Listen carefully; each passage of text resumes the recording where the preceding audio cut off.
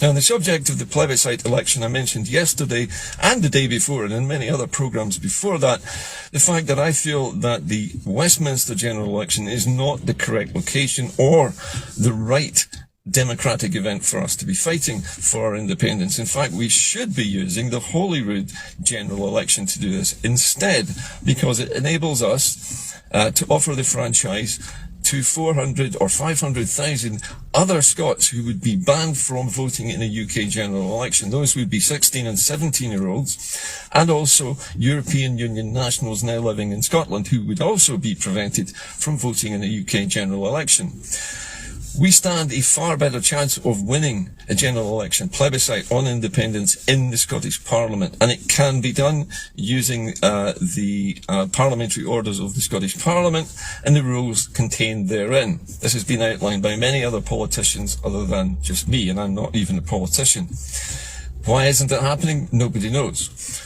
But one thing I noticed, having read through the two proposals sent to me by SNP members, which explain what the SNP's two possible options are for its meeting on the 19th of March.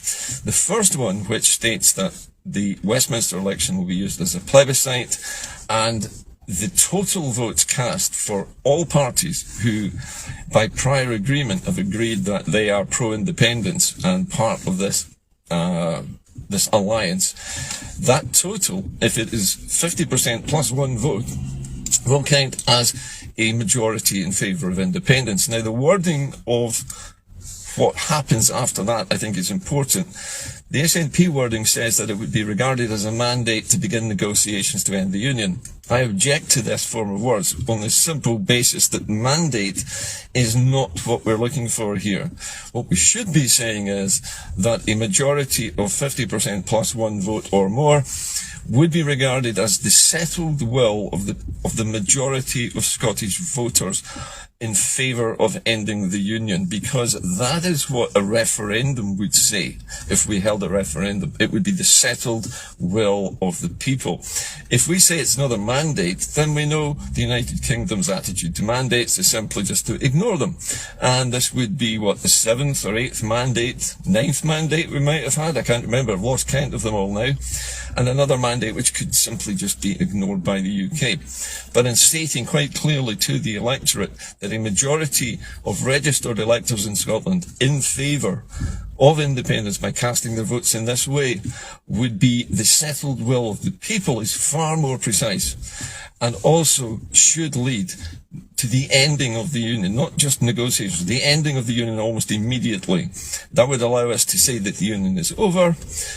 It's not a unilateral declaration of independence. It would just simply say that the Union Treaty is now over, and then we invite the United Kingdom to negotiate after that, if they choose to do so. Now, they probably won't, but that's why we need the international support from the International Court of Justice and other major international bodies. So, to my mind at least, we are in danger of walking straight into another well-signposted UK trap, which has been laid months in advance. The SNP has obligingly produced this legislation, giving the United Kingdom the excuse to do this, and now they've taken it. Alistair Jack didn't even know what the gender recognition bill was, or what the Act did. He didn't care. He just wanted to use it as a way of stopping us from doing something. And in doing that, he creates a precedent for the United Kingdom to stop all other kinds of legislation that are currently devolved matters. And frankly, I think it's also time for an amendment to the SNP's plan for a Westminster plebiscite to change it to a Holyrood one which we can win far more easily, and which only concerns Scotland and only concerns independence. It's much easier to fight it. It's fairer. We have the entire franchise working in our favour. Why make it more difficult? That's my question to the SNP. Why are you making it so impossibly difficult to win this independence plebiscite when you could just so easily not do it in Westminster?